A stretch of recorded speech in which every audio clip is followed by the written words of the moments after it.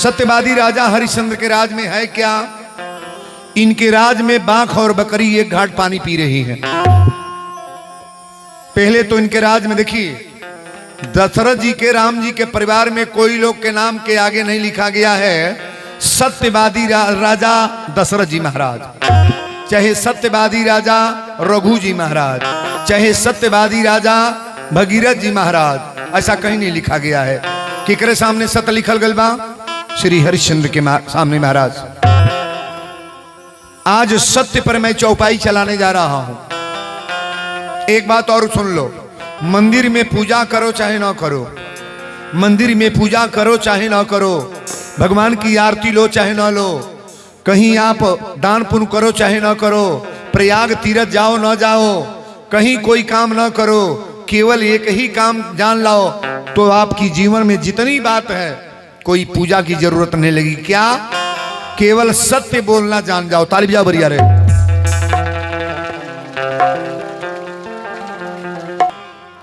सत्यवादी राजा हरिश्चंद्र के राज में बाघ या बकरी एक घाट पर पानी पी रहे हैं। सत्यवादी राजा हरिश्चंद्र के राज में कोई झूठ नहीं बोलता है। हरिश्चंद्र राजा ये कहते हैं कि बिना भोजन किए कोई रात में सोए ना। जौना घरे कपड़ा ना बा हमारे घर से कपड़ा ले जा, जौने घरे जौन कमी बा ले जाओ, लेकिन मेरे राज में अयोध्या में कोई किसी को दुख न हो। अच्छा ईमानदारी से बताओ, आज के राजा लोग ऐसा कर रहे हैं। आज के राजा तो पावे हमारा बुझाता बड़गांव छोड़ा दी लो, गांव में रहे नहीं दी लो। बड़े आदमी होके कह जाला कि गरीबे के सहारा दो, आ कि गरीबे के जौनो बतौनो बेचवा दो। अगर सहारा वाला है तो आपको सहारा मिलेगा।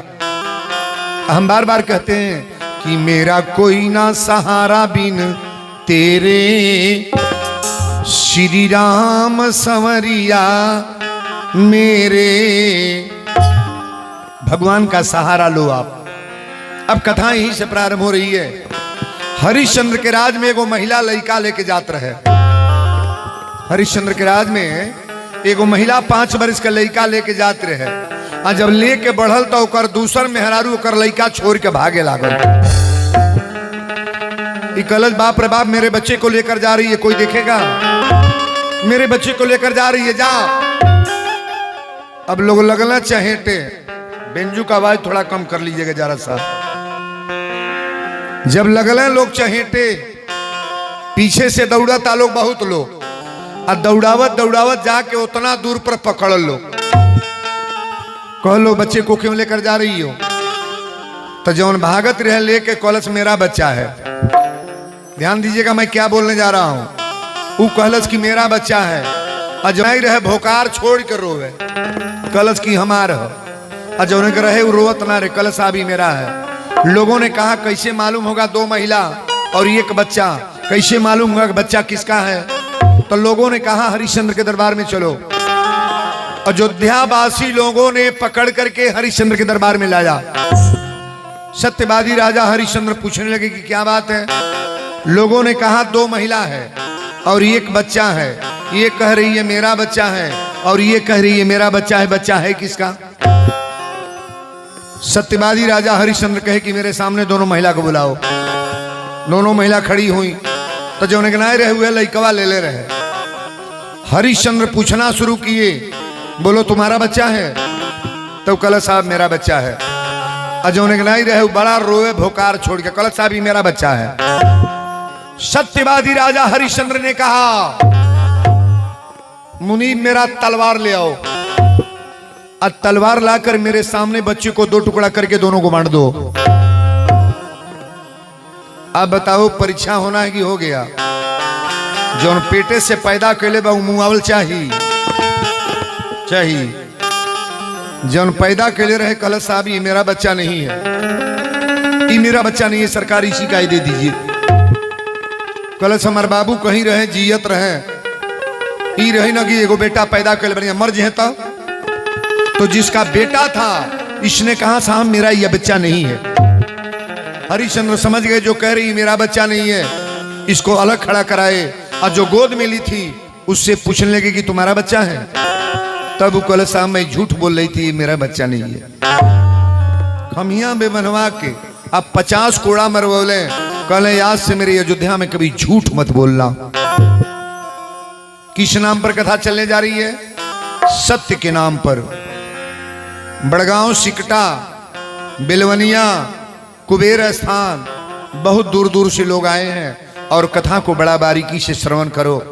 एक चौपाई पर मानस की कथा मैं बोलने जा रहा हूं कि धर्मन दूसर सत्य समाना, धर्मन दूसर सत्य समाना, धर्मन दूसर सत्य समाना, धर्मन दूसर सत्य समाना, धर्मन दूसर सत्य समाना, आगम निगम पुराण बखाना, आगम निगम पुराण बखाना, आगम निगम पुराण बखाना, आगम निगम।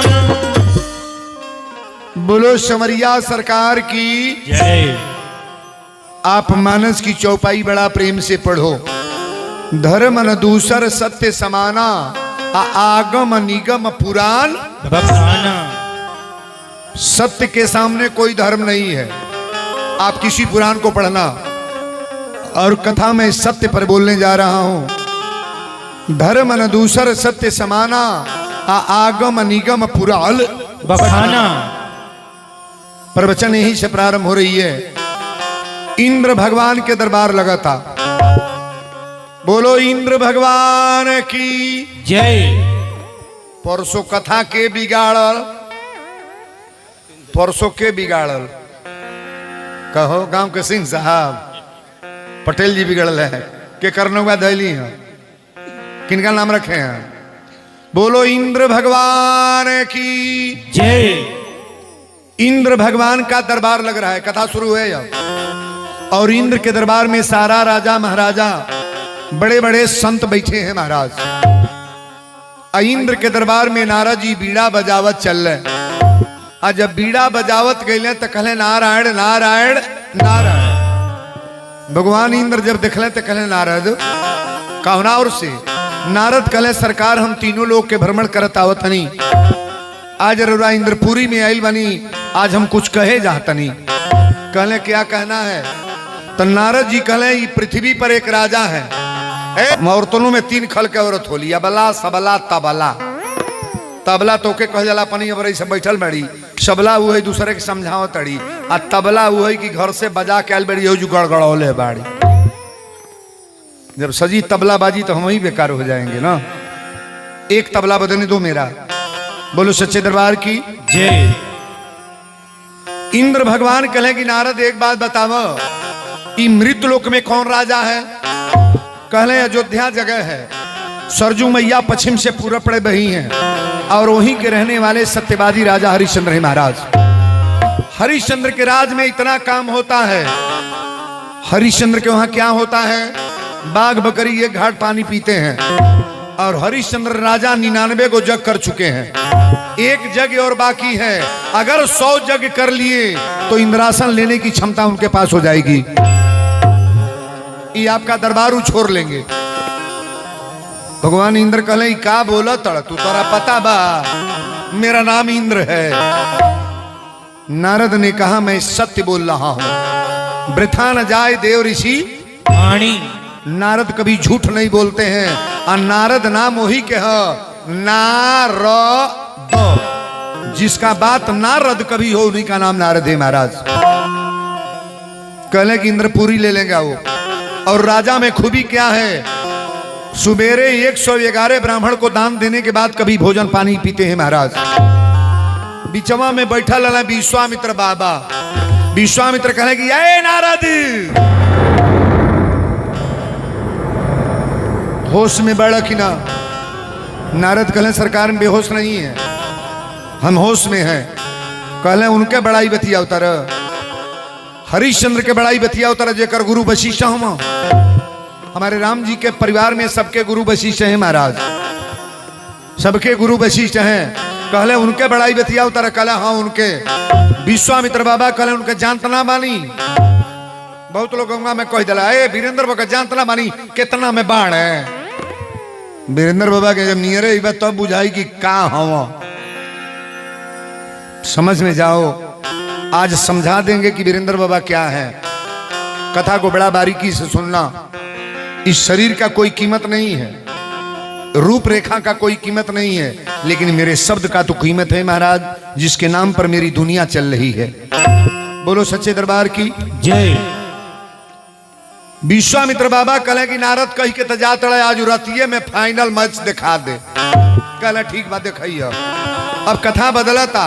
सत्यवादी राजा हरिश्चंद्र अयोध्या के राजा हवा। इनके मेहरारू के नाम है तारा। क्या नाम है? तारा। हरिश्चंद्र के एक गो बेटा बा जौना लड़का के नाम रोहित है। क्या नाम बताओ गलबा? रोहित। बेटे पर लेके एक और औरत बा एक और बेटा। हरिश्चंद्र राजा सुतल बड़े। 12 बजे रात को विश्वामित्र बाबा आ गए।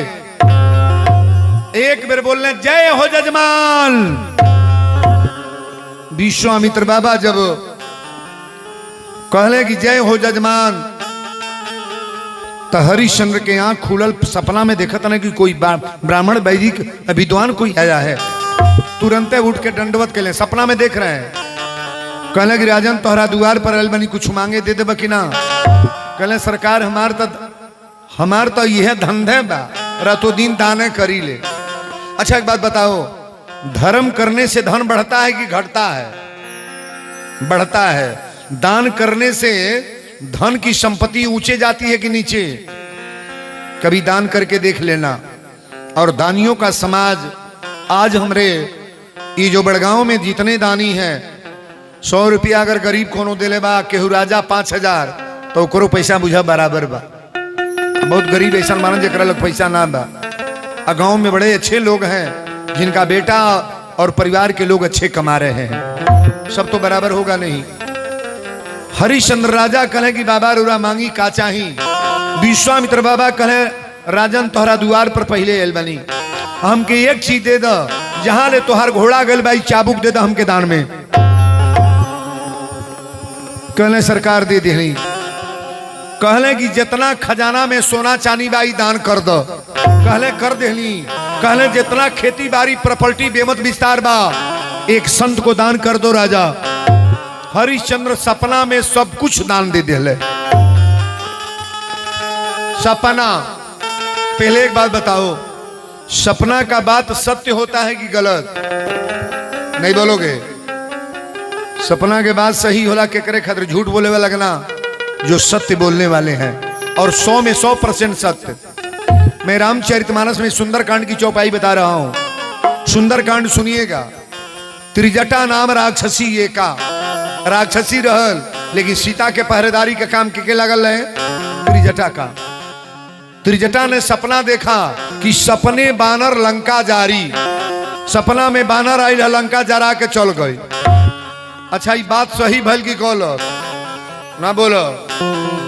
जन बतिया सही होकर तनी बोलल कर लो। त्रिजटा सपना देखल कि सपने बानर लंका जारी। सपना में रावणा बंदर आइल लंका जरा के चोर गए। हनुमान जी लंका फूकल कि ना? अयोध्या कांड की चौपाई है। वहां राम रजनी और शेषा आ जागी सी स्वपन एक देखा।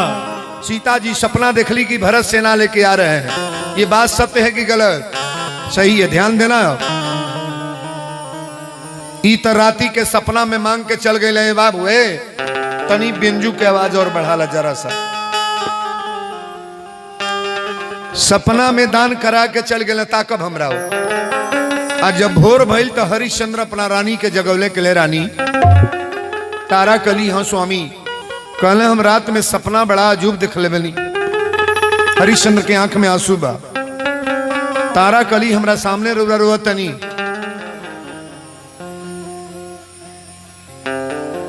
पत्नी जानी लेके के कहल जाला पत्नी। ये सब पत्नी बैठल बा। पत्नी वही के कहल जाला कि अपनी पति के पतन से बचा ले। पत्नी उसी को कहते हैं कि अगर अपने पति का पतन हो रहा है तो उसे बचाने का प्रयास करो। पत्नी वही के कहल जाला। सुन लो, अगर पति दारू पिया था तो ऐसा लाइन बनावा कि दारू छोड़ दे। पत्नी वही के कहल जाला। अगर दूसरे औरत के चक्कर में पड़ल बने ऐसा लाइन बनावा कि आदत छूट जा। पत्नी वही के कहल जाला कि गांव में घर घर घूम के लेक्चर देता है, ऐसा बनावा भाव कि तोरी घर में से निकले न। सुना ले बतिया। इहे औरत विकराल बन जा तो मर्द मान जाइए कि ना। दुर्गा के लेखा दहाड़ दे तो मर्द ठंडा हो जाइए कि ना।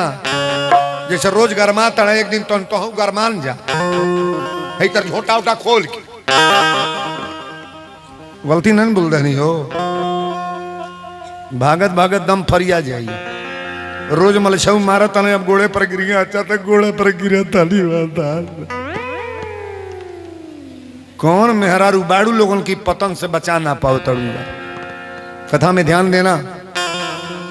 तारा कली स्वामी रो रहा है आंख में आंसू। पहले एक बात सुन लो, अगर औरत के सामने पति की आंख में आंसू आ जाए तो तुम्हारे जीवन का धिक्कार है। पति को बड़ा कष्ट होगा तो तुम तुम्हारे सामने रोएगा। और बहनों से निवेदन कर दें, हमारे जीवन का सबसे सुपर स्टार कथा है आज। हरिश्चंद्र के आंख में आंसू देखली तो कली स्वामी आप आज ले रोली नहीं रोवत कहे बनी। हरिश्चंद्र राजा कहे कि रानी रात में सपना देखले बनी, हमरा बड़ा घबराहट होता। कली की सपना देखले बनी तो पूरे होई। ज्यो भोर भई हरिश्चंद्र नहैले और नहा के केहू के चावल देता ना, केहू के आटा, केहू के कपड़ा। अब टाइम हो गए। विश्वामित्र बाबा लोटा सोटा लेके चलल बड़े। हरिश्चंद्र राजा कहे कि रानी है पंडित जी हमें जौनावत है। कहली जौन देले बानी तो पते चल जाई। विश्वामित्र बाबा अले कहे राजन तोहरा द्वार पर आयल बनी आज कुछ मांगे। कहले सरकार हमार तो बटले की आदत बा और दिल खोल के मांग ली। हरिश्चंद्र के सामने जब विश्वामित्र अले कहले राजन आज कुछ ना चाहिए, 100 भरी सोना हमके दान दे दो। कितना सोना मांगले? 100 भरी। हरिश्चंद्र अपना नौकर से कहले सोना ले आके दे दे। विश्वामित्र बाबा पहले 2 मिनट हंसले कहले हा हा हा हा। हरिश्चंद्र कहले महाराज आप संत हो के हंस क्यों रहे हैं? विश्वामित्र बाबा कहले राजन तू सोना ले आवे के कहां से कहले अपने खजाना से। कहले रात में कुछ दान दे ले बड़ा। हरिश्चंद्र भर भर रोवे लगले। कहले सरकार हम तो सब कुछ दे दिल बनी। अच्छा जो दान दे दिया जाता है उसमें भी अपना है का? ये दान आपको मिलेगा कहां? परमात्मा की दरबार में। और यहां दे करके मृत्यु लोक में आप ले नहीं सकते हो। चाउर जे देता हूं मैं से ले, पैसा जे देता ले। दान की 3 गति है। दान धन की 3 गति है। दान भोग नाश। अगर कमाए हो तो बढ़िया से दान कर लो, पुण्य कर लो। अगर न पार लागे तो कचर के खा ला, बढ़िया कपड़ा लता पहिर लो। अगर इहो पार न लागे तो दोनों कार ना जो ना हुई तो ये धन नाश होता है महाराज। हरिश्चंद्र कहले महाराज हम तो कहनी है खजाना से सोना ले आगे दे दा। विश्वामित्र बाबा कहले तोहरा खजाना बा? कहले नहीं रात में सपना में दान दे दिल बनी। कहले तोहरा खेती बाड़ी बा? कहले रात में दान दे दिल बनी। कहले तोहरा जितना कोष में खजाना में संपत्ति बा ये तुम्हारा है कि मेरा? हरिश्चंद्र कहले सरकार हम सब कुछ दे दिल बनी। कहले तो सोना कब देव? हरिश्चंद्र कहले 1 महीना के मौका दे हम कमा के दे दे। विश्वामित्र बाबा कहले 1 महीना नहीं साल भर का मौका देंगे तभी तुम सोना कमा नहीं पाओगे। साल भर में 100 भर सोना कमा ली। हरिश्चंद्र कहले खेत बा नहीं की बेचब। हमरा लगी हो ताकत ना बा कि कोनो व्यवस्था बा। अब बचल बा हमनी के 3 जनी के शरीर। हमारा औरत बा, हमार बेटा बा, हम बानी। अगर दान रउरा ले वही के बा तब ये शरीर के बेच के रउरा के चुका देव सरकार। तालीम जालो भरिया रे। रोहित अइले कहले पिताजी ई रउरा रोवत कहे बानी। हरिश्चंद्र कहले बेटा ये अयोध्या हमार ना हो, सारा व्यवस्था दान दे देली। तारा कली बताई रानी बना के ले ली, हम रानी शौक से बन के ली, आज हम भिखारी हो गई ली। जे जे बनल वीर ओकरो के लाचार कैले बा, समय केहू के न छोड़ले बा बेकार कैले बा। रोहित अले कहे पिताजी का कैली, अरे पिताजी का किए सर्वस दिए गवाए, अरे पिताजी का किए सर्वस दिए गवाए, बिन जाने किसी दास को चाबी दिए थमाए।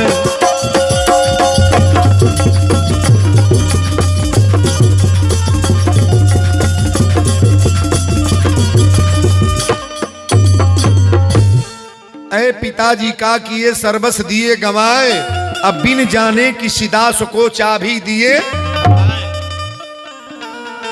सत्यवादी राजा हरिश्चंद्र कले बेटा होनी को कोई टाल नहीं पाएगा। वशिष्ठ जी भरत से कहे हैं कि सुनहु भरत भाभी प्रबल, बिलख कहीं मुनिनाथ, हानि लाभ जीवन मरण, जस अपजस विधि। 6 चीज अपनी हाथ का नहीं है। ये जितना लोग आल बा केहू जानता कि राती के मोरी कहो, वीरेंद्र बाबा जानता ना कि मुँह के बा, चाहे राती के मर जा चाहे भिनई के मर जा चाहे सांझी का कबो तो मुँह ही मुअल जानल कर, दिन भर में 3 बेर याद कर।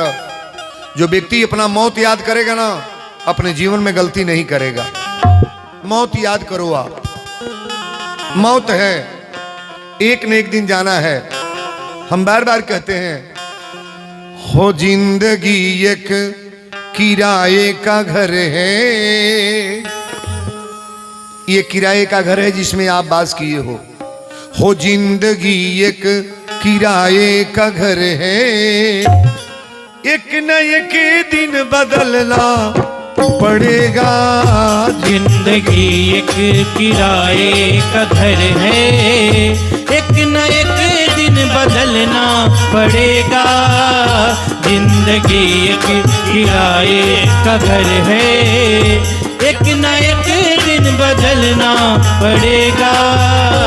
जिंदगी एक किराए का घर है, जिंदगी एक किराए का घर है, एक न एक दिन बदलना पड़ेगा। मौत जब तुमको, अरे मौत जब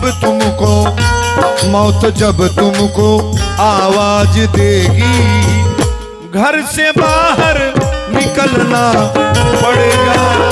मौत जब तुमको आवाज देगी, घर से बाहर निकलना पड़ेगा। मौत जब तुमको आवाज देगी, घर से बाहर निकलना पड़ेगा।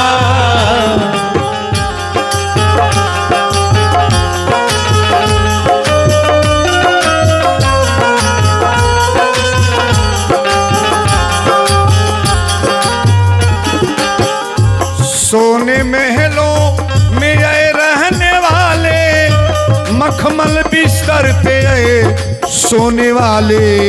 सोने महलों में आए रहने वाले, मखमल बिस्तर पे आए सोने वाले। एक दिन होगी परीक्षा तुम्हारी, एक दिन होगी परीक्षा तुम्हारी, जिस दिन कांटों पे चलना पड़ेगा। जिस दिन होगी परीक्षा तुम्हारी, उस दिन कांटों पे चलना पड़ेगा। जिंदगी एक किराए का घर है, एक ना एक दिन बदलना पड़ेगा। जिंदगी एक किराए का घर है। व्यक्ति यहाँ कुछ करता नहीं है महाराज, सुंदर करके जाएगा तो ऐसे ही नाम आ जाएगा। मरने के बाद व्यक्ति कहता है कि नाम मिट जाता है। सुभाष चंद्र बोस का नाम मिटा है, पंडित जवाहरलाल नेहरू का नाम मिटा है, इंदिरा गांधी का नाम मिटा है, कजी भगत सिंह का नाम मिटा है। कहो इंदिरा गांधी का नाम मिटल बा। अच्छा यो बता दो, इतनी पर वर्तमान में कलयुग में जोगी या मोदी का नाम कभी मिटेगा? बोलो ना। मिट जाई तो वैसा न करहू के चाही ना। इन्हें तो गांव में ई लीला बा के बिगाड़ दो कैसे झुरा के झगड़ा कल इससे नाम चली हो, इनाम चला वाला काम बा। बड़गांव के लोगों से हाथ जोड़ करके निवेदन है, सबसे प्रेम करो, सबसे मोहब्बत से रहो, सबसे मिलकर के रहो। अरे अपना दुख सुनाओ और दूसरे का दुख सुनो, इसमें लगता क्या है जी? ऐसा पूछना चाहिए। रस्तों चलत पूछे चाचा का भइल ए भैया निमने बाड़ा न तर दुल्हन तबीयत खराब रहा, दवाई भइल ह, बिया गिर गई, तारा कैसन हाल चाल पूछले में का लागता बा? केहू का केहू से मतलब बा। बौके के लखा वो दुआरी पड़े हो ना गईला, वो दुआरी पड़े हो ना मोटरसाइकिल निकलना ना केहू से मतलब बा ना। जहाँ चल चल गया खूबे रास्ता। अब बाजार को कहले तुरंत घर में समझला, केहू का मतलब ना बा। हम निवेदन करेंगे कि सबसे मतलब रखो प्रेम। भगवान को कोठा हमारी से मतलब नहीं है, कितना सुंदर हो इससे मतलब नहीं है, कितना रुपया जमा किए हो कोई मतलब नहीं है, कितनी बड़ी हवेली बनी है इससे मतलब नहीं है, आपके पास कितना प्रेम है। भगवान सेवरी के बोर कहला जौने के छुअल पानी केहू ना पियला। सेवरी के छुअल पानी पियलक ना ना पियला ना पियला। ओकरा कुसे के चटाई पर बैठल कि ना ना बैठल बहजू बाबू साहब बैठा ली भगवान के। ओजन का काम करो भाई। अगर वीरेंद्र को बुलाए हो तो एक भी शब्द मेरे जीवन का अपने उतार लो, एक चौपाई एक शब्द। मैं आशा करता हूं कि आपका घर संपन्न हो जाएगा। ताली बजाओ बढ़िया रे। ये जगह पर प्रवचन आलबा ध्यान दे। हरिश्चंद्र कहले रानी आवा हमार हाथ पकड़। तारा कली स्वामी का कर। और रोहित के कहले बेटा तो हूँ हाथ पकड़। तारा कली अब घर में ना रह जाई। हरिश्चंद्र कहले हमार बा का जब दान दे देली तो जौन चीज हम रात में सपना में दान दे देली तो हमार बा का, हमारा कुछ नहीं है। तारा कली स्वामी लेके कहाँ चल? हमके पालकी में बना के दुल्हन ले ली, आज रुआ लेके कहाँ चल? हरिश्चंद्र कहले रानी कहत में तो हमारा शर्म लगता, लेकिन हम तीनों जने चल के कहीं बाजार में बिकाई जाई। आज यापन मेहरारू बेटा बिकाए जाता रे। दिल थाम करके कथा को सुनना। तारा कली स्वामी पहले कहाँ चल? कहले तू चल पहले प्रयागराज। अयोध्या से प्रयागराज ऐसे है, अयोध्या से प्रयागराज ऐसे है। प्रयागराज लेके गईले हरिश्चंद्र। त्रिवेणी जहां स्नान लगता है, संगम है ना, वही घाट पर हनुमान जी जमीन में से प्रकट भइल बनी। ले आके प्रणाम करौले। अब प्रणाम करौला के बाद हरिश्चंद्र कहले रानी अभी जो सीधे पूरब चलो। प्रयागराज से सीधे पूरब है बनारस। तीनों लोक के बाहर कौन जगह बसा है? बनारस। शंकर जी के त्रिशूल पर कौन जगह है? बनारस। बनारस कहले लेके चलो। तारा कली ओजू चल के का कल जाई? हरिश्चंद्र कहले बिकाए के बाद साधारण बाजार में ना, हम लोग चल के बनारस में बिकेंगे। लेकिन बहिया पकड़ के चल लगल तो तारा कली अब चल ना पाए। ये बालू में हमार पैर दुखाता, कितना दूर काशी बा। हरिश्चंद्र कहले रानी चिंता मत कर, होई है न वही जो राम रचिरा खा, हमनी के पहुंच जाई बनारस में। लेकिन लेके चलना तो तारा पूछली कि कौन डगर जाई काशी हो नगरिया। काशी हो नगरिया, जाई काशी हो नगरिया। तारा करली पुकार सुन सैया हमार, हमसे बतलावा बतलावा। जाई काशी हो नगरिया, जाई काशी हो नगरिया। नैहर छूटल ससुरा छूटल, छूट के अयोध्या के राज हो। नैहर छूटल ससुरा छूटल, छूट के अयोध्या के राज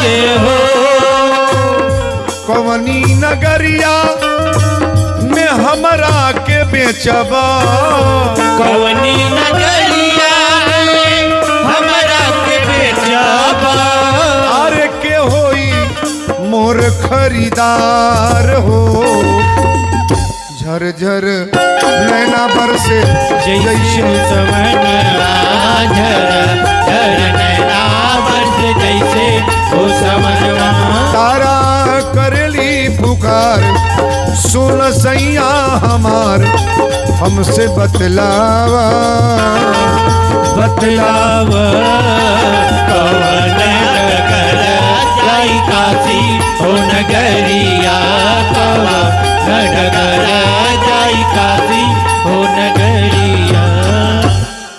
बोल दी विश्वनाथ धाम की जय। सत्यवादी राजा हरिश्चंद्रता का भमरावर अपनी मेहरारू के अपनी लइका के लेके बनारस में पहुंचले। बनारस शंकर जी का मेन स्थान कहाँ है? विश्वनाथ धाम उसको कहते हैं। अब बनारस में जब लेके गए तब तारा कली स्वामी ये बाजार में कैसे बिकाई जाई? हरिश्चंद्र कहले रानी दुकानी ना डुगी वाला के बोलोले और डुगी वाला से कहले भैया बाजार में डुगी लगा दो कि बनारस बाजार में 3 आदमी कल बिकेंगे, एक नौजवान औरत और एक 12 साल का बच्चा और एक नौजवान पुरुष इस बाजार में बिकेंगे। हरिश्चंद्र राजा कहले कि डुगी वाले को बुलाओ और डुगी वाले से कह दो भैया बाजार में डुगी लगा दो कि बाजार में 3 आदमी बिकने के लिए आए हैं। डुगी वाला ने कहा बोलना क्या है? हाँ तो बता देना एक नौजवान औरत है और एक 12 साल का लड़का है और एक नौजवान मर्द, तीनों बाजार में बिकेंगे। डुगी वाले ने डुगी उठाया और बनारस में बोलने लगा, अरे बनारस के वासियों, कल बाजार में 3 आदमी बिकने के लिए आएंगे। एक नौजवान औरत, एक नौजवान मर्द और 12 साल का एक नन्हा मुन्ना बच्चा, ये तीनों बिकेंगे। और ये जगी में अलाउंस हो जा कि एगो मेहरारू बिका दिया तो जवार देखे आएगी ना आखिर कैसन बा का बात बा। ए बाबू बनारस में उतना भीड़ कबो ना भइल है। 5 लाख लोग चलल है। 80 घाट पर हरिश्चंद्र, बनारस 80 घाट है। 80 घाट पर आप लोग गए होंगे। बनारस जाने वाली बेटियां बहन गौर करेंगी। वही घाट पर पहले बाजार लगे।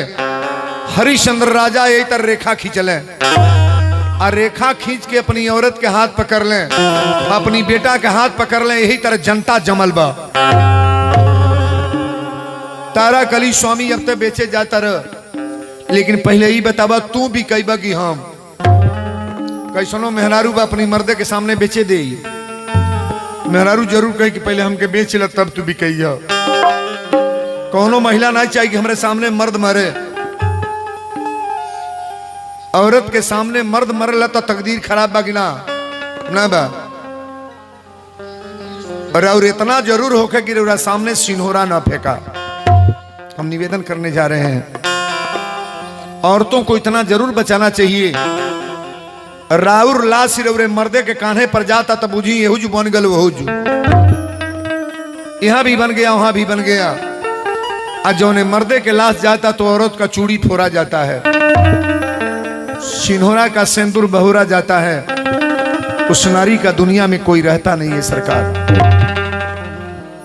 हरिश्चंद्र बोली बोला तड़े, शंकर भगवान कहले कि बोली तो बोला तड़े, लेकिन आपन गण दूगो तैयार कर दी। हम सत्य या धर्म दू जनी के पैदा कैले। सत्य बन गए पंडित आ धर्म बन गए कलुआ डोम। बाजार में बिकाए जाता लोग, अब बिकाता लोग के तरता को हाथ पकड़ के जब बोली बोल ले, सारा बाजार में भीड़ लगी है। ऐ काशी के वासियों सुन लो मेरी पुकार। ऐ काशी के वासियों सुन लो मेरी पुकार। बिकता हूं कोई मोल ले, होगा बड़ा उपकार।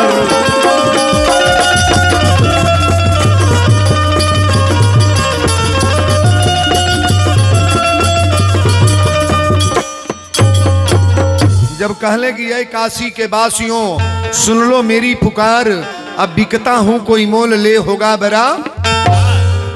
टप दे पंडित जी जाके तारा के बहिया पकड़ ले। मर्दे के सामने मेहरारू के बाई कोनो दूसर मर्द पकड़े ओकरा दर्द होई कि ना होई? अरे पत्थर का करेजा होगा उसको भी दर्द होगा जी। जब बाई पकड़ ले तो हरिश्चंद्र की आंख में आंसू आ गए कि पहले तो गहकी हमरा औरते के लाग गई। पंडित जी कहले कि कितना पैसा कीमत बा औरत के? कहले कि 50 बर सोना दे दा, आई औरत के ले जा। तारा कली स्वामी भरल बाजार में बेचा तड़ा, ठीक बा बेच देला, लेकिन पहले इनसे पूछ लिया कि रानी बना के रखी है कि नौकरानी। अगर रानी बना के रखी हैं तो एक बोरा सोना दी है तब वो इनके साथे जाइब ना, और नौकरानी बनी है तो इनका साथे हम जाए। हरिश्चंद्र कल रानी हमरा लगी ताकत ना बा, जो सौदा बिकाला ओके पूछल ना जला ते का करबे। तार गहकी लागल बजा, लेकिन तारा कली स्वामी गौना करा के ले इला रानी बनौल, एगो बेटा पैदा कैला तो पुत्र वाला भइल। राती के सपना देखला तू बाजार में ले आके बेचत हमरा के। तारा अपना हरिश्चंद्र के अखबारी में पकड़ के रोए लगली, कली स्वामी अब तक जा तनी का जनी तो से फिर भेंट होई कि ना। हमार माई बाप बियाह कैले तो कहले तू रानी बन के रहबो, लेकिन आज हमार मर्द जीते बाद दूसरे मर्द के हाथे बिकाता नहीं हम। तारा अखबारी में पकड़ के रोए लगली। आर मिलने से नाता आजू, आर मिलने से नाता छूटल पिया, मिलने से छूटल पिया, मिलने से नाता छूटल पिया, मिलने से नाता, मिलने से ना हो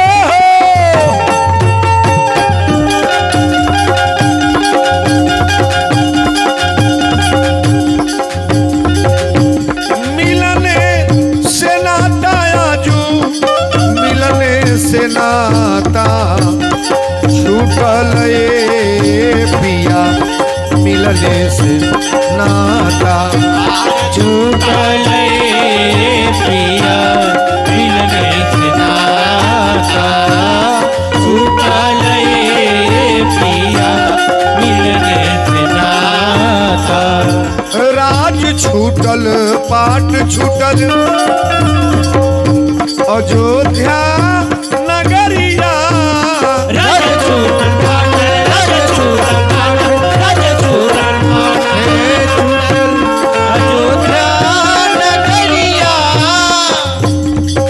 सैया तो से रिश्ता नाता अरे टूटल पिया, मिलने से नाता छूटल पिया, मिलने से नाता छूटल पिया, मिलने से नाता छूटल पिया, मिलने से नाता। तारा के पंडित जी बहिया पकड़ के ले जाए लगल। धरती पर कहीं सुनले बानी कि मेहरारू बिकाइल बा, ये पहला कांड है। तारा कली स्वामी अब तक हम जाता नहीं, इनसे पूछबा ना कि का करी है। हरिश्चंद्र कहले रानी हमार बेमत ना बा, चाहे रानी बना के रखे चाहे नौकरानी, अरे सोना लेता नहीं कीमत लेता नहीं इनके दे देली। तारा कली सैया एक बात सुन लो, हम तो जाता नहीं लेकिन निवेदन करब ये बाबा से कह दो अपन लड़का अपना साथे लेके जाए। बाप अपने बेटा के छोड़ सकेला, लेकिन माई अपनी बाबू के कबो ना छोड़ी ना। पूत कुपूत हो सकेला, लेकिन माई कुमाई धरती पर कबो ना हुई बाबू। बेटा अपनी माई के मरल मनावता, मैं गारंटी से बोल रहा हूं, बेटा अपनी माई के मरल मनावता, लेकिन कैसनो माई बा अपना बाबू के मरल कबो ना मनाई। कहे ले कि बाहरा रहे बम्बई दिल्ली रहे हमसे ना फोन करते न तोनो ठीक बा ना बतिये तबो ठीक बा कहीं रहे अपना निमने जियत रहे। लेकिन बेटा कबो ना कही कि माई ते कैसन बाड़े। मई के दास सबे पुरावे लना बाबू हो। आज पेटे में माई के बच्चा बा न अल्लाह दिफान के कुबेर स्थान ले जाई। डॉक्टर कहिए दूगो में के बची तो घर वाला कहिए पतो ही बचा द मेहरारू बचा द। लेकिन वो माई से पूछल जागी या तो तू बचबू ना तो तोहर बेटा तो माई के बचावे कही। माई अपना लड़का के बचावे कही कि हमारा बाबू के बचा दी। हम नहीं रह ठीक बा लेकिन बचा दी। तारा कली सैया तू तो छूटते बैर एगो मुंह बोलारो हमारे लड़का बा हमारे साथे लगा दे लेके जाए। हरिश्चंद्र कहे हो रहा है नहीं दे अगर पंडित जी कहे तो लेके जा। पंडित जी कहले लेके चला जाओ कहब तो करे परी। तारा के आ रोहित के लेके तो चल गए बाबा। अब हरिश्चंद्र अपन बोली हुई बाजार में बोला थड़े अरे काशी के बासियों सुन लो मेरी पुकार। ऐ काशी के बासियों सुन लो मेरी पुकार। बिकता हूं कोई मोल ले होगा बड़ा उपकार।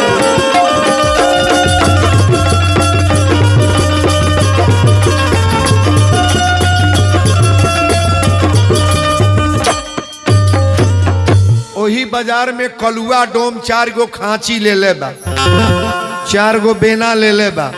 और वही बाजार में बाबू बड़की बड़की मोचबा करिया फेटा बहले बा और दौड़ के जाके हरिश्चंद्र के बाह पकड़ लेलस। हरिश्चंद्र कहले भोलेनाथ बेचवाओ तो बेचवाओ तो डोमे के साथ है कि डोम के साथ जाए। लेकिन कीमत केहू दे तो जब बिकाता तो कीनी ना चाहे राजा होकर चाहे मतवा होकर चाहे केहू। कहले कितना कीमत बा तोहार। हरिश्चंद्र कहले 50 बर सोना बाबा के दिया गल बा अब 50 बर सोना दे के हमके ले चल। 50 बर डोमुआ कलश की तौला में सोना वाले के दे दे। डोमिनिया सोना दिहलस और लेके हरिश्चंद्र के बाह पकड़ के जब खींचे लागल कलुआ कहल तोहर नाम का है। कहले हमार नाम हरिश्चंद्र है। कलुआ डोम कलश हमरा डोमे घरे इनाम ना रही। हरिश्चंद्र कहले भैया एक बात बताओ अब तक कीने के कीन लिहल हमसे नौकरी कौन करीब। हरिश्चंद्र कहले सुअर ना चरवाए। ए डोमवा कहले तो से सुअर ना चरवाए। कौन डोम रही जकर घरे 150 गो सुअर ना चरवाए। तब कहले तो कहले खांची या बेना ना बिनवाए सूपा ना बिनवाए। हरिश्चंद्र कहले भैया कार कौन देव। कहले सबसे बढ़िया जौन डोम के नौकरी बा उहे थोके देव। कहले कौन नौकरी। कहले स्मशान घाट पर पहरेदारी का काम करी है लुका जरौले रही है और जवन लाश आई आगी तू दी है लेकिन रुपया पैसा बिना कर खपन ले लाश जरावे मत दी है। डोम के घरे सबसे बाउर नौकरी कौन है। स्मशान घाट। अच्छा ईमान से बोलिएगा जो बेटियां बहन बैठी हैं स्मशान घाट पर लोग रोवत जाला की हंसत जे जाई ते रोते जाई बाबू। कोनो का माई मरल बा कोनो को बेटा मरल बा कोनो को भाई मरल बा कोनो को मेहरारू मरल बा। हरिश्चंद्र भीषणे सोचा तने पहरेदारी के काम तो लाग गई लेकिन ये घाट पर सब लोग रोते आवेला। उहे घाट है जहां आंसू आवेला। नौकरी लागल दोनों जनी करे लागल लो। तारा के नौकरी लागल कि तू रसोई बनाव बर्तन धोव कपड़ा धोव प्रेस कर अपना लड़का से कह दा फुलवारी से फूल ले आवे आ फूल तूर के शंकर भगवान के चढ़ी। आईने हरिश्चंद्र को स्मशान घाट पर पहरा देता है। धीरे धीरे दिन बीता जाता। तारा सोचता तड़ी कि हमारे पति कहाँ हुई हैं और वो सोचता था कि हमारे मेहरारू बेटा कहाँ। भगवान के कृपा एक बार रोहित के सांप काट लेलस। सांप काट लेलेस। रोहित तो तुरंत जमीन पर गिर के मर गए। 4 गो लड़का दौड़ल बना तारा ए तारा तारा कली का है तो तोहरी बेटा के सांप काट लेल बा मर गई। तारा तुरंते पगलनिया बन के जाए लगली। मतुआ जौन कीन के ले गए कलश की रसोई बना लो कपड़ा प्रेस करे कह दो पहले सब्जी कल तब जा। तारा कली हमार बेटा मरल बा जाई ना, जेकरा कब्जा में जे हो जाला ओकर वजन हो जाला महाराज। आपन समय खराब होला ना तो केहू बहनोई ना मिली। आपन समय अगर बढ़िया बा तो 1000 गो सार मिले ले। ई मनावे के चाही कि भगवान हमरो समय बराबर रहो। लेकिन आज तारा पहुंचल बड़ी अपने हरिश्चंद्र के चेहरा में देखा तड़ी कि हमारे स्वामी कहाँ हुई है, आई बेटा मर गई कहाँ कहाँ लेके जाई। दौड़ के जाकर रोहित के अकवरिया में पकड़ लेली। 4 बेर बोलौली, कही रोहित रोहित, बेटा तो मर गल। रोहित तारा ई तरह काट हो गई। सोचा तड़ी कि ई लाश लेके कहाँ जाई। भगवान भोलेनाथ एगो सहारा दिल था, बेटो मर गई। अपने तलिया के बाजारी में बेच देले। आई एगो सहारा रहे, लड़का के लाश लेके कहाँ जाई। तारा कोरा में लेके सोचा तड़ी पहले तक कफन लगावल जरूरी बा ना। तारा कली कुछ ना करब, अपना लुगा में से कफन बनाए। कथा तरुआ बहुत सुनले होके। ई कथा डर के मारे हम कही लेना। दुनिया में कहीं रौरा देखले होके जेकरा केहू नहीं बा, गांव के लोग लाश जरावेला, पटीदार जरा दी, रिश्तेदार जरा दी। लेकिन आज माई अपनी बेटा के लाश जरावे जाती है। सुनले बानी कहीं आधा साड़ी पहिरली, आधा साड़ी में अपना पुत्र के लाश लपेट के आई है तारा पगलनिया के रूप बना के रोते चलल बड़ी। कहा? वही घाट पर। कौन घाट? जहां हरिश्चंद्र पहरा देता है। गोदी में हमके देके ललनवा छोरीली हलाए विधाता का कैलाए विधाता का कैलाए विधाता का कैलाए विधाता। गोदी में हमके देके ललनवा छोरीली हलाए विधाता का कैलाए विधाता का कैलाए विधाता का कैलाए विधाता। हरिश्चंद्र दानी के तारा रानी के, हरिश्चंद्र दानी के तारा रानी के, दर दर घुमावला ठोकर लगवला तुहरा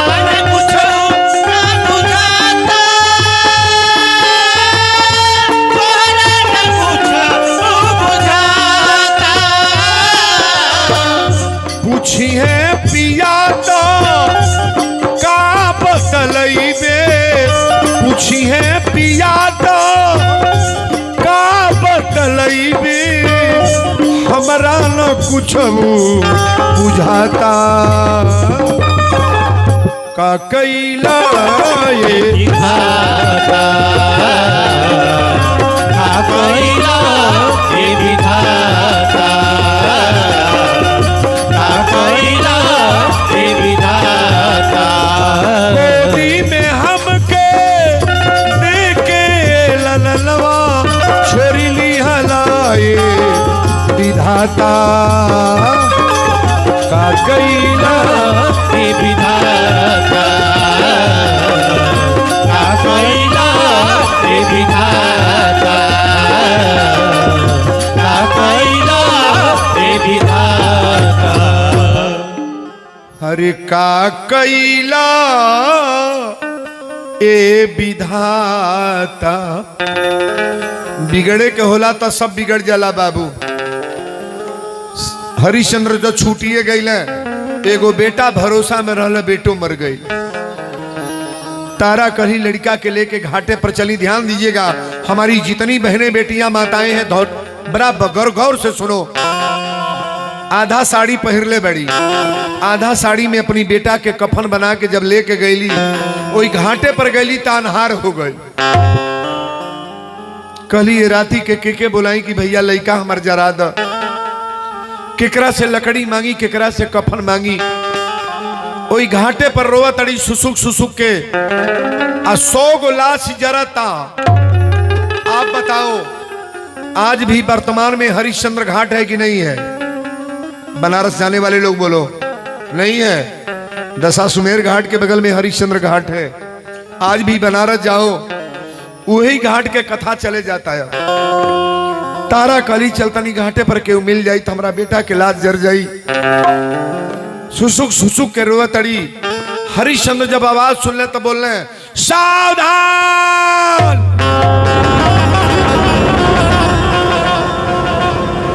बिना कर कफन की लाश नहीं जलेगी।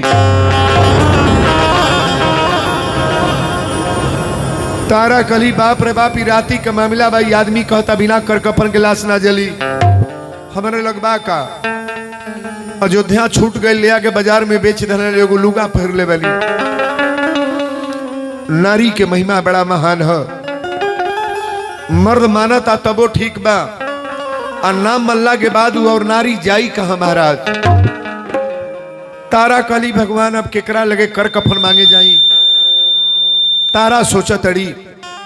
हरिश्चंद्र जब 2 बेर आवाज दिले, तीसरा बेर आवाज दिले कि सावधान, बिना कर कफन की लाश नहीं जलेगी। आज जब तीसरा बेर आवाज सुन ली तो तारा कली अरे ओ इतना हमरा रोहित के पापा के आवाज बुझाता। जैसे आंखी से आन्हर होके तुरंत आंख खुल जा, वही तरह तारा के भइल की अब हमार विपत हट जाई। बुझाता हमार स्वामी हरिश्चंद्र हवा। तारा दौड़ के अगवा गैली। कली सुनिएगा, हरिश्चंद्र कल क्या बात है? तारा कली की राउर नाम का है? कले हमारा नाम हरिया है। तारा कली राउर शादी भइल बा? हरिश्चंद्र कले मेरा तो कोई नहीं है। तारा कली स्वामी तू चीन्हा चाहे ना चीन्हा, लेकिन हम तोहार औरत हई जकरी मांगी में तू सिंदूर लगौले बड़ा। आई तोहार बेटा है जौनी बेटा के पैदा कैले बड़ा। बोला ये लड़का के लाश जरी की ना? हरिश्चंद्र कहे लाश जलाना मना नहीं है, लेकिन कर कफन देने के बाद लाश जला लो। कर कफन देने के बाद लाश जलाओ।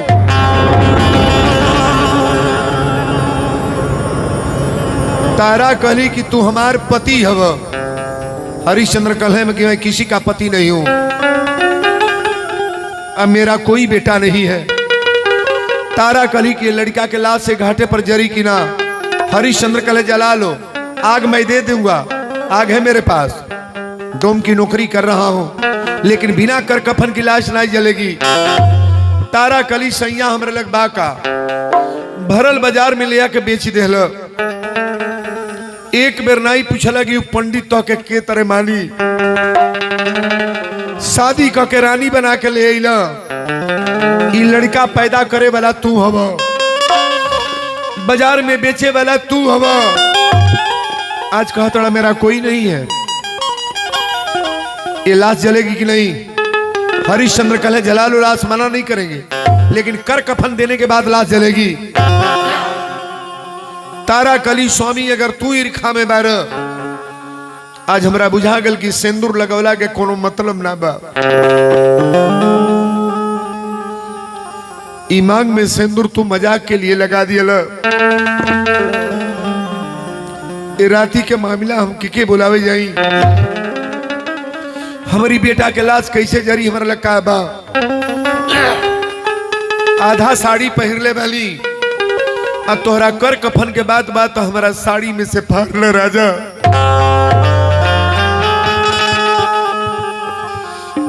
इस साड़ी में से फाड़ के बेटा के लाश जरा दो।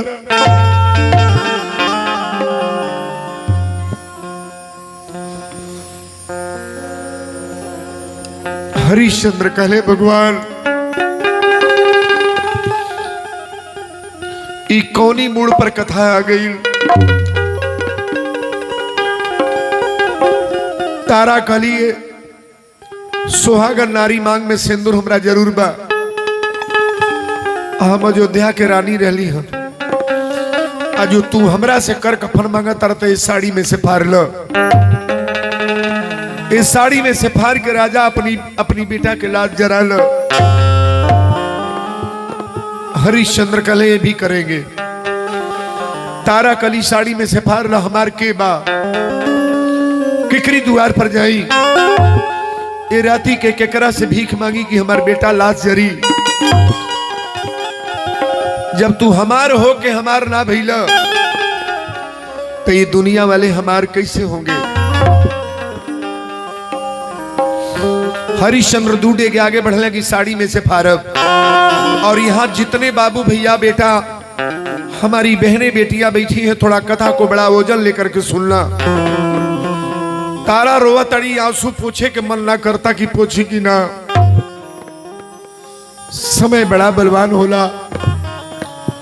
तारा कली हमरा साड़ी में से फाड़ला। जब हरिश्चंद्र आगे बढ़ले फारे आवाज आयल कि ये हरिश्चंद्री अपनी औरत के साड़ी पर हाथ मत रखिए राजा। ये धरती रसातल को चली जाएगी।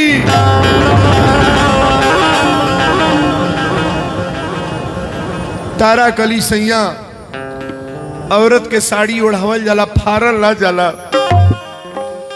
औरत के इज्जत बचावल जाला लुटावल ला जाला। लेकिन रानी रहली है तू भरल बाजार में ले जाके बेच देला। औरत के संतुष्टि केकरा चलते मिलेला। देवर जाने चाहे ना सास जाने चाहे ना क्यों ना जाने लेकिन मर्द जो ने मेहरारू के जाना था वो बुझत या हमारा सब बा। तारा यही तरह अचरा पसार के कहली कि हो पिया के करे दुआरे जाई। हो पिया के करे दुआरे जाई। हो पिया के करे दुआरे जाई। अरे तू ही बतावा के करा से अब कर कफन ले आई।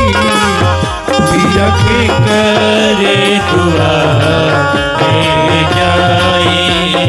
हो पिया के करे दुआरे जाई।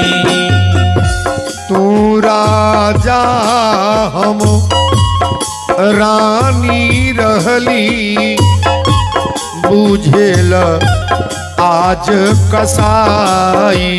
हो तू राजा रानी रहली बूझे लया कसाई। अपने लाल के चिन्हत नइखा के हाक लगाई। आपन जब वीरान भइल तब आपन जब वीरान भइल तब के करयास लगा। पिया के करे दुआरे जाई। हो पिया के करे दुआरे जाई। आरे तू ही बतावा के करा से अब कर कफन ले आई। पिया के करे दुआरे जाई। हो पिया के करे दुआरे जाई। हमारी बहनें बेटियां एक बात बताओ ई जहिया समय आयल होई तहिया वो औरत के कैसन बीतल होई। आपन मर्द अपनी मेहरारू से कर कफन मांगता,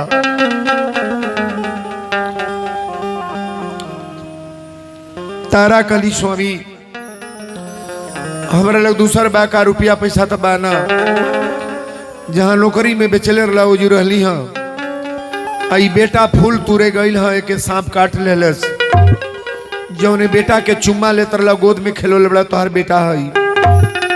हरिश्चंद्र लड़का और तकलना, तारा कली हमके चिन्हत लगिना तोहर मेहरारू। हरिश्चंद्र कले मेरा कोई नहीं है।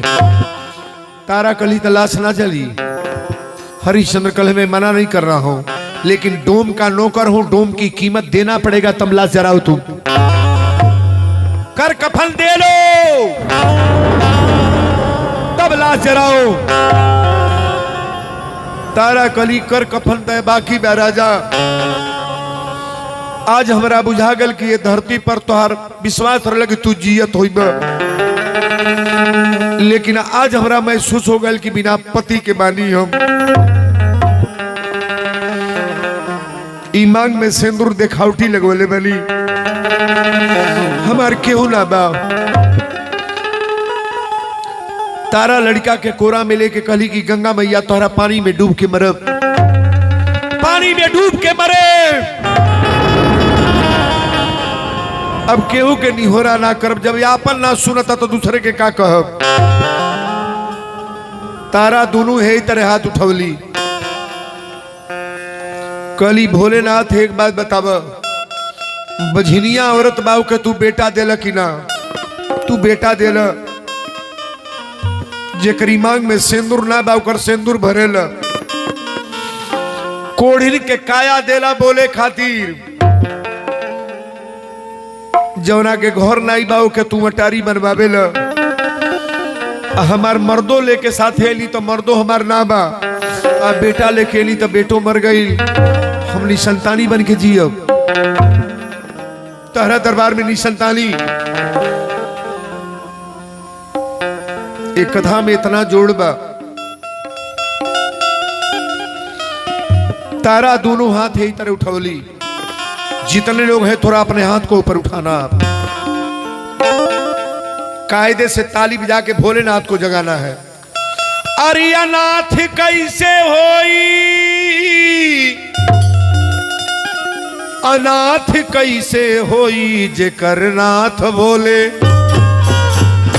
जेकर नाथ भोले नाथ अनाथ कैसे होई, जेकर नाथ भोले नाथ कैसे होई, ऊपर उठाओ नाथ भोले नाथ अनाथ कैसे होई।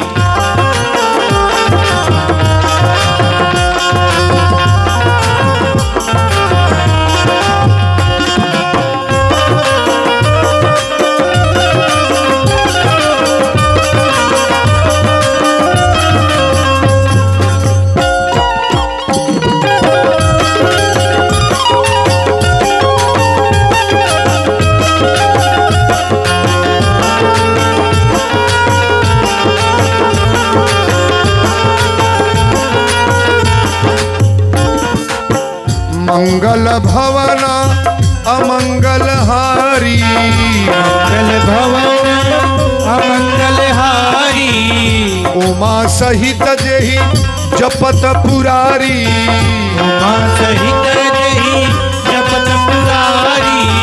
मंगल भवना अमंगल हारी, मंगल भवन अमंगल हारी, उमा सहित जेहि जपत पुरारी, उमा सहित जेहि जपत पुरारी।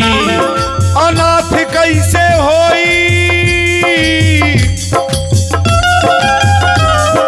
अनाथ कैसे होई, अनाथ कैसे होई, जेकर नाथ बोले नाथ अनाथ कैसे होई, जेकर नाथ भोले नाथ अनाथ कैसे होई, जेकर नाथ भोले नाथ अनाथ कैसे होई, जेकर नाथ भोले नाथ अनाथ कैसे होई, जेकर नाथ भोले नाथ अनाथ कैसे होई। शंकर जी के जपे वाला माने वाला व्यक्ति अनाथ हो जाए, अनाथ होगा। अच्छा, इस कथा में दम है कि नहीं? 5 दिन से कथा सुन रहे हो, इस कथा में वजन लग रही है? अरे पत्थर का करेजा है, आपको भी महसूस होता होगा कि वीरेंद्र बाबा आज क्या बोल रहे हो। आई कथा डर के वजह से नहीं बोलते, मेरे आंखें की आंख की आंसू जो है ना, हमसे बर्दाश्त नहीं होती है। लेकिन ये लिखा गया है, दुख में सुमिरन सब करे, सुख में करे न कोई। आज जो सुख में सुमिरन करे तो दुख काहे को होय। सुखी रहो तो भगवान का भजन करो, कष्ट होने पर तो कोई भगवान को बुलाता है, लेकिन जब सुखी रहो तो परमात्मा को बुलाने का प्रयास करो। वीरेंद्र बाबा कथा में बताने जा रहे हैं, जब कहली कि शंकर भगवान तोहरा पानी में डूबब। अच्छा एक बात बताओ, भगवान शंकर जी के दरबार में जाके निसंतानी बन जाएगी? बनेगी? बनेगी? ये लड़का जिंदा होगा कि नहीं? नहीं होगा। अच्छा, के चाहता ही लड़का जिंदा हो जाता? नहीं, हाथ उठाए तो ताली बजाल बरिया रे। जे औलाद पैदा कैले बाबू, औलाद के दर्द बूझी।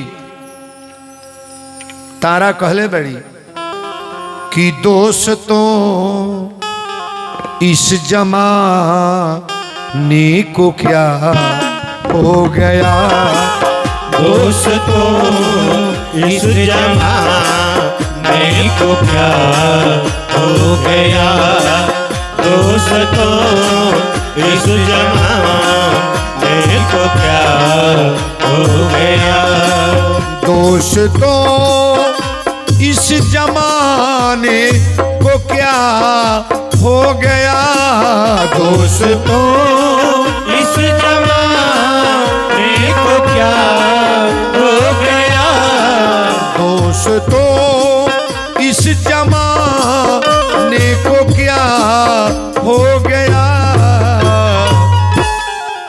जिसको चाहा वही बेवफा हो गया, जिसको चाहा वही बेवफा हो गया, जिसको चाहा वही बेवफा हो गया, जिसको चाहा वही बेवफा हो गया। आप ही ने बनाई ये हालत मेरी, आप ही ने बनाई ये हालत मेरी, आप ही ने बनाई ये हालत मेरी, आप ही पूछते हो कि क्या हो गया, आप ही पूछते हो कि क्या हो गया, आप ही पूछते हो कि क्या हो गया, आप ही पूछते हो कि क्या हो गया। दोस्तों इस जमाने को क्या हो गया, जिसको चाहा वही बेवफा हो गया। आप ही ने बनाई ये हालत मेरी, आप ही पूछते हो कि क्या हो गया। तारा कहली कि मरल लड़का लेके कहां जाई? सैया तू बतावा लड़का जरी कि ना? हरिश्चंद्र ने कहा कि कर कफन दे लो तो लाश जलाओ, कर कफन देने के बाद लाश जला लो।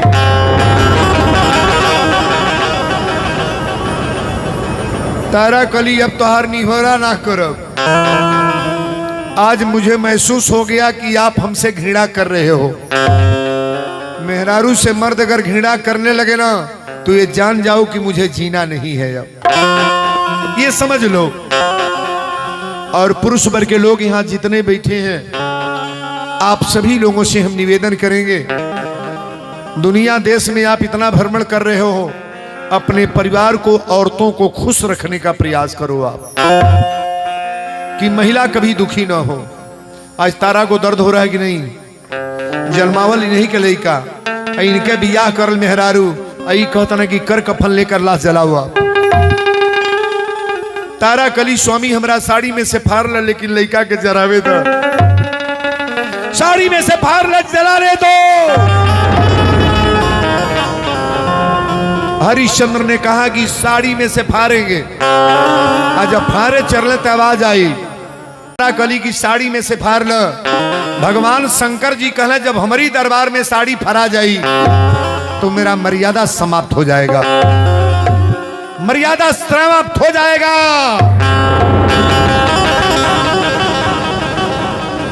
शंकर भगवान ब्रह्मा जी के बोलौली, अब ब्रह्मा जी विष्णु भगवान के बोलौली, आई तीनों जनी टप दे प्रकट हो गए। ताली बजा बर रे।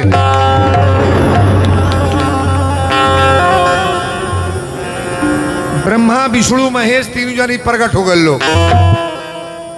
शंकर जी जब तारा के हाथ में देखले बेटा, और जब रोवल देखले तो कहले तारा तू रोवत कहे बेरू।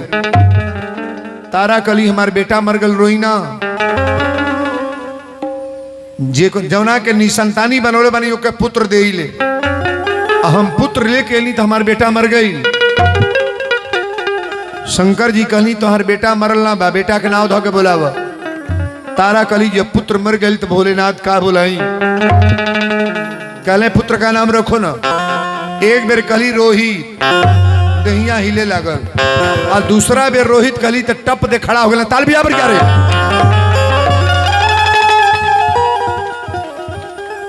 ब्रह्मा जी कहले सृष्टि के निर्माण कैले बानी, तोरा पुत्र के भी मरे के नाम बा। धर्म करने वाले व्यक्ति के घर में जल्दी मृत्यु नहीं होती है, मैं गारंटी ले रहा हूं।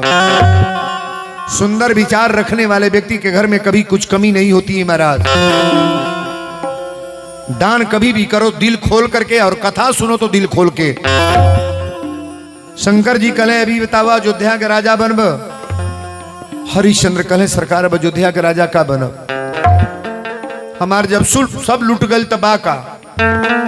शंकर जी कहले जितना लीला भइल है सब हम करौली हैं, आ तो के बेचवलहू बानी तो डोमे के हाथे ना, उस सत्य है जो डोम बना था। तारी बिया बरिया रे। तारा तोहके बेचवले बानी तो किसी अनर्गल व्यक्ति के साथ ना, सत्य के साथ हरिश्चंद्र को बेचवाए हैं और धर्म के साथ तुम्हारा बिक्री कराए हैं। तारी बिया बरिया रे। तारा से पूछले अयोध्या रहबू, वो मकान में अयोध्या की रानी बनोगी। तारा कली भोलेनाथ जब भगवान से मिलन हो जाता है तो सब कुछ देखने का मन भर जाता है महाराज। भगवान जब मिल जाएंगे ना तो ये बेटा परिवार कोई दिखाई नहीं देगा कि मेरे सामने कौन है। और भगवान के रास्ते पर चलने वाला व्यक्ति कभी डैमेज नहीं होता है। शंकर जी कहले बोला तो के का करी, बाजार में हम बेचवली हैं, रात के सपना दिखावे वाला हम हैं, इस सोना चांदी दान करावे वाला हम हैं, अब भरे बाजार में तो का बेचवावे वाला बोली लगवावे वाला हम हैं। बाबा लिखे हैं कि जिनकी रही भावना जैसी, अब प्रभु मूरत देखें तीन तैसी, नाथ सकल संपदा तुम्हारी, अब मैं सेवक समेत सुत नारी। इस सारी संपत्ति आपका है परमात्मा। आप बताओ यहां से धन और कोठा हमारी हम लोग लेकर जाएंगे। आज भी हरिश्चंद्र का नाम चल रहा है कि नहीं? नाम पर आप लोग जुटे हो। वीरेंद्र के अंदर दूसरा दम नहीं है, कथा को तो उतना दम है। आज वर्तमान में लाख लाख लोग मेरे कथा में बैठ जाते हैं और सुनने का प्रयास करो, आखिर लाई। ब्रह्मा जी कहले राजा हरिश्चंद्र एक बात सुन लो, आज ले माई के पेट में से जिंदा लोग पैदा होला, अब मर जाने के बाद ये आत्मा जाता है। ईश्वर अंश जीव अविनाशी। ये कुर्ता हमारा है, ये हारमोनियम हमारा है, घड़ी मेरा है, धोती मेरा है, ये गमछा मेरा है। शरीर के नाम हमारे माई बाप वीरेंद्र धैले बड़े, लेकिन जौन बोला था वो वीरेंद्र बोलता है कि कोई और बोलना पड़ेगा। ये जो बोल रहा है कौन है? अरे भगवान बोलो ना। ईश्वर अंश जीव अविनाशी।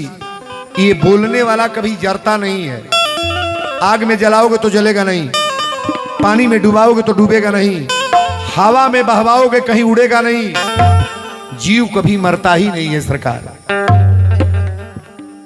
ब्रह्मा जी ने कहा हरिश्चंद्र अपने रानी के या बेटा के या तू लेके तैयार हो जा, डायरेक्ट तो के जीते जी जिंदा भेजा तनी बैकुंठ। जाओ ताली बजा रहे,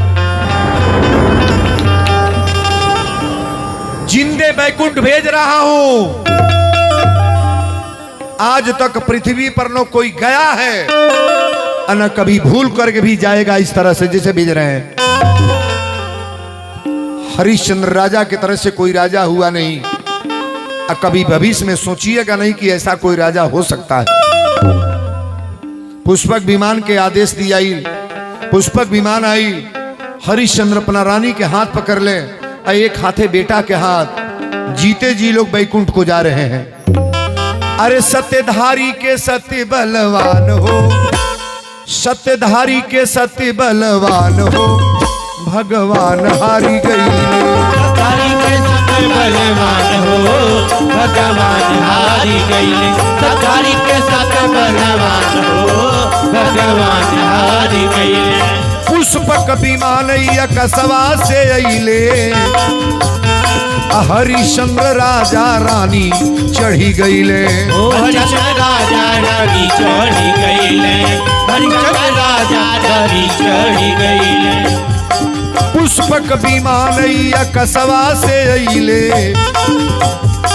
हरिश्चंद्र राजा रानी चढ़ी गईले। हरिश्चंद्र राजा रानी चढ़ी गईले, हरिश्चंद्र राजा रानी चढ़ी गईले। टूटल विश्वामित्र के गुमान हो, अरे बाड़ू तू तारा महान हो, भगवान हारी गईले। टूटल विश्वामित्र के गुमान हो, भगवान हारी गईले। टूटल विश्वामित्र के गुमान हो, भगवान हारी गईले। आज ले पृथ्वी पर से कोई जिंदा नहीं गया है, लेकिन सत्यवादी राजा हरिश्चंद्र और रोहित, तारा, महतारी बेटा पिता के साथ बैकुंठ को गए हैं।